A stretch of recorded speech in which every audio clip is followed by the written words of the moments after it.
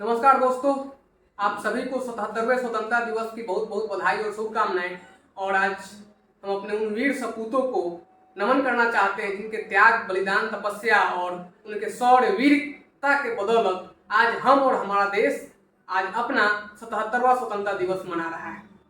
आज हम अपने उन सभी भाइयों को जो किसी न किसी सीमा पर हमारे लिए लड़ते हैं, उन्हें यहाँ से आज प्रणाम भी करना चाहते हैं।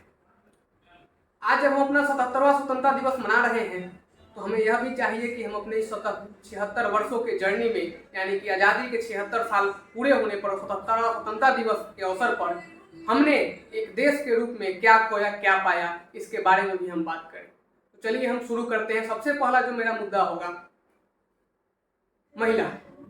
क्योंकि महिला हमारे देश की आधी आबादी है। हमारे ही देश की नहीं, किसी भी समाज में जो महिला होती है उनका जनसंख्या आधा के बराबर होता है। अगर महिला का विकास किसी भी समाज में नहीं होता है तो उस देश का, उस समाज का पूर्ण रूपेण विकास हो ही नहीं सकता है। तो हमें महिला पे बात करना सबसे पहले बनता है। चलिए हम जानते हैं कि आज हमारे जो संसद है, जो हमारा सबसे बड़ा जो सदन है, जो पार्लियामेंट है, लोकसभा है, उसमें आज आज़ादी के 76 साल बाद भी कितना प्रतिशत प्रतिनिधित्व महिलाओं को मिला है। तो जो हम डाटा बता रहे हैं, 78 महिला भारतीय संसद में आज के दिन है, जो कि पूरे सदस्यों की संख्या का केवल 14% होता है। जहां उनकी आबादी 50% है, उसके जगह पर 14% प्रतिनिधित्व आज आज़ादी के 76 साल बाद मिल रहा है। अब आपको ही यह जज करना है, आपको ही यह देखना है कि क्या यह प्रतिनिधित्व उन्हें उचित मिलता है। और यह जो प्रतिनिधित्व है, कम प्रतिनिधित्व, सबसे बड़ा सवाल उठाता है हमारे देश के राजनीतिक पार्टियों पर। क्योंकि हमारे देश की एक भी ऐसी राजनीतिक पार्टियां नहीं है जो महिलाओं की उत्थान की बात नहीं करती है, लेकिन जब उन्हें चुनाव लड़ाने के लिए टिकट देने की बात आती है तो कोई भी राजनीतिक पार्टी उन्हें टिकट देकर आगे नहीं बढ़ाना चाहती। यही कारण है कि आज सिर्फ 14% ही महिला सांसद हमारे सदन में है। अगर हम राज्य के विधानसभाओं की बात करें तो वहां पे कहीं पे आंकड़ा 9%, कहीं पे 10%, कहीं पे 11% का है। और हमारा मानना है, और जो भी लोग इस बारे में चर्चा करते हैं, बहुत लोगों का मानना है कि जब तक महिलाओं को उचित प्रतिनिधित्व नहीं दिया जाएगा, उन्हें उचित रोजगार का अवसर नहीं दिया जाएगा, हर जगह पे उन्हें उचित भागीदारी नहीं दी जाएगी। अगर ऑफिस में है तो ऑफिस में उन्हें 50% भागीदारी नहीं दी जाएगी, अगर उन्हें सदन में 50% भागीदारी नहीं दी जाएगी, तब तक न महिला का उत्थान होगा, न पूर्ण रूपेण हमारे समाज का, न हमारे देश का उत्थान हो सकता है। और महिला से आगे हम बात करते हैं महिला सुरक्षा पे। एक समाज के रूप में हमें यह भी सोचना है कि जहां 50% महिला है, वहां उसी समाज में 50% पुरुष भी है। तो हम महिला सुरक्षा पे क्या करते हैं? आज हमारे देश में हर दिन 84 जो रजिस्टर्ड केसेस होते हैं, हम सिर्फ उसकी बात कर रहे हैं। अनरजिस्टर्ड बहुत सारे ऐसे मामले हैं जिसे दबा दिया जाता है। तो आज भारत में हर दिन 84 दुष्कर्म यानी कि रेप की घटनाएं दर्ज होती है। यानी कि हर 4 घंटा में एक, हर घंटे 4 दुष्कर्म की घटनाएं ही नहीं, सिर्फ हमारे यहाँ हर दिन दहेज उत्पीड़न के कारण दर्जनों बच्चियों की मृत्यु हो जा रही है, दर्जनों महिलाएं को जला दिया जाता है। 9 महीने की बच्चियों को साथ घिनौना काम किया जाता है। लेकिन जब बात आती है इस पर बोलने की, तो हमारा समाज सिर्फ सोशल मीडिया पर बोल सकता है। उसके अलावा कुछ लोग जमीन पर भी उतरते हैं, लेकिन सोशल मीडिया कैंडल मार्च करने के अलावा जो अंदर से जो आना चाहिए, जो वाकई में जो विरोध होना चाहिए इन चीजों का समाज में, एक समाज के तौर पर, एक यूनाइटेड देश के तौर पर, वो आज भी नहीं हो रहा है। और यह जब तक हम करेंगे नहीं, तब तक न हमारे समाज का प्रगति होगा, न हमारे देश का प्रगति हो सकता है। अगर हम बात करें महिला शिक्षा का, तो आज भी, लेकिन विगत कुछ वर्षों में इसमें प्रगति आई है, लेकिन आज भी बहुत सारा ऐसा स्टेट है, बहुत सारा ऐसा जगह है, बहुत सारे ऐसे गांव हैं जहां महिलाओं को पढ़ाना बोझ समझा जाता है और कहा जाता है कि इतना पैसा में तो हम उनकी बेटी का, अपने बेटी का शादी कर देंगे। और आज दहेज के बदौलत लोग चाहते हैं कि हम बेटी को न पढ़ाएं और जो पैसा बचेगा इससे हम दहेज के रूप में देकर हम कहीं अच्छे जगह पे इसका शादी कर देंगे। तो एक समाज के रूप में हम क्या सोच रहे हैं, हम अपने आधी आबादी को क्या भागीदारी दे रहे हैं, उनकी सुरक्षा किस प्रकार कर रहे हैं, यह आज भी आजादी के 76 साल बाद भी एक प्रश्न चिन्ह खड़ा करता है। अब हम बात करते हैं स्वास्थ्य पर। आज भारत में अगर आंकड़ा देखा जाए तो भारत के प्रतिवर्ष के बजट का सिर्फ 2% स्वास्थ्य पे खर्च किया जाता है।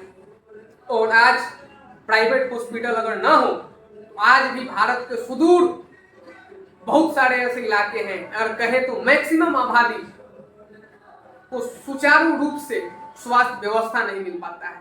कहीं बिल्डिंग बना हुआ है तो डॉक्टर नहीं है, कहीं डॉक्टर है तो बिल्डिंग नहीं है, कहीं उचित इलाज के लिए जांच घर नहीं है। और यह सिर्फ एक स्टेट की बात नहीं है, लगभग हर स्टेट का वही बात है। शहरों को अगर हम इससे हटा दें तो सब जगह की ग्रामीण आबादी का वही हाल है। और शिक्षा के क्षेत्र में हमने वाकई अच्छा प्रदर्शन किया है, लेकिन इतना प्रदर्शन काफी भारत के लिए नहीं, क्योंकि हम इंडस्ट्रियल रिवॉल्यूशन जब हुआ था, इंडस्ट्रियल रिवॉल्यूशन को हम लोग छोड़ चुके हैं और जिसके वजह से हमारा देश 300 साल पीछे चला गया। और आज जब हम अपने शिक्षा के बदौलत, अपने यंग टैलेंट के बदौलत, जब हम कंप्यूटर रिवॉल्यूशन, जब डिजिटलाइजेशन रिवॉल्यूशन को हम अपने बदौलत करने का प्रयास किए हैं, तो इस क्षेत्र में हमें और आगे जाना होगा। और इसी के बदौलत हम जाके अपना जो भरपाई है, जो इंडस्ट्रियल रिवॉल्यूशन से हम नहीं कर पाए थे, उसका कर पाएंगे। और अगर हम बात करें तो डिजिटल इंडिया की बात आ गई, तो वाकई में आज हमारा देश खासकर 2014 के बाद से डिजिटल इंडिया के क्षेत्र में काफी प्रगति किया है। आज भारत विश्व का सबसे ज्यादा डिजिटल ट्रांजैक्शन करने वाला देश है।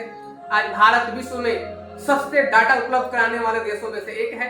आज भारत विश्व में पर कैपिटा, पर पर्सन सबसे ज्यादा डाटा कंज्यूम करने वाले देशों में सबसे ऊपर है। आज भारत में प्रति व्यक्ति 12 GB डाटा कंज्यूम किया जाता है और 2028 तक यह आंकड़ा 65 GB तक जा सकता है। और यह डाटा अवेलेबिलिटी है, जिसके कारण ही आज सुदूर ग्रामीण क्षेत्रों में आज बच्चे बच्चियां ऑनलाइन, छात्र ऑनलाइन शिक्षा के माध्यम से अपना एजुकेशन ग्रहण कर रहे हैं। कहीं सुदूर ग्रामीण इलाका में आज किसान इस इंटरनेट के माध्यम से मौसम का हालचाल जान लेता है और अपने घर बैठे हर वो चीजें मंगवा लेता है जिसे उसे आवश्यकता होती है।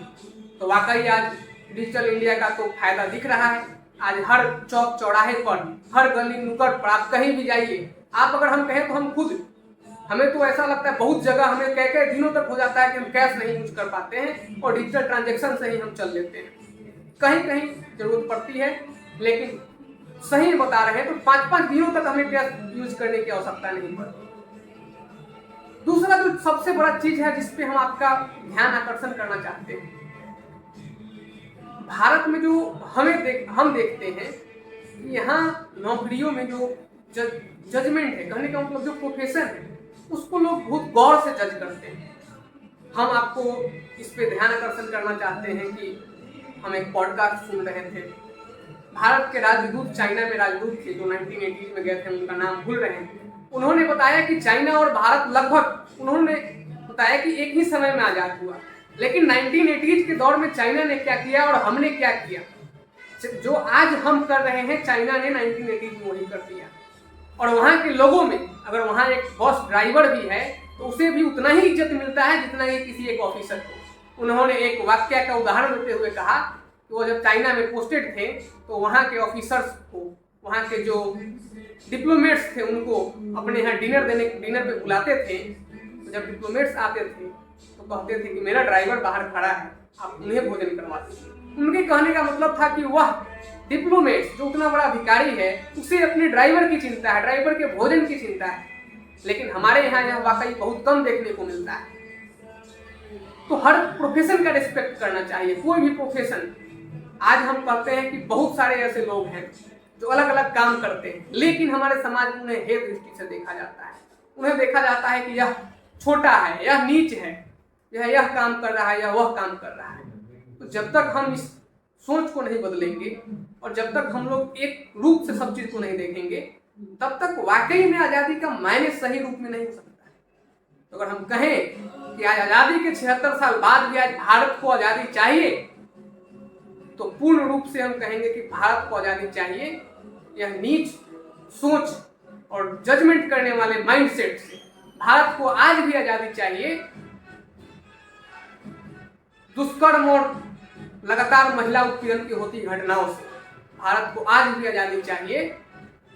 हर बच्चों को क्वालिटी एजुकेशन नहीं मिलने से और भारत को आज भी आज़ादी चाहिए एक रूप से सब लोगों को ट्रीट करने से। तो यह मेरा अपना पर्सनल वक्तव्य था। आप लोगों को यह वक्तव्य कैसा लगा? और यह हमें लगता है कि हमें जो कहना था हम कह दिए। बहुत ज़्यादा मेरा इस पर कुछ रिसर्च नहीं कर पाए थे, प्रिपरेशन नहीं कर पाए थे और आज 15 अगस्त को ही शूट कर रहे हैं। मेरा था कि आज हम 15 अगस्त पे एक वीडियो डालें, इसलिए आप लोगों के समक्ष अपना पॉइंट ऑफ व्यू 15 अगस्त को लेकर रखें। आपकी क्या राय है? आप क्या बताना चाहते हैं? आप क्या इन 76 वर्षों में भारत क्या प्रगति किया? कहाँ तक आगे भारत को जाना चाहिए? क्या करना चाहिए? इसके बारे में आप हमें अपना विचार हमारे कमेंट बॉक्स में बताइए। और लगातार और सभी जो हमारा सीरीज चल रहा है वीडियो का, वह सभी भी आते रहेगा। चलिए, बहुत बहुत धन्यवाद।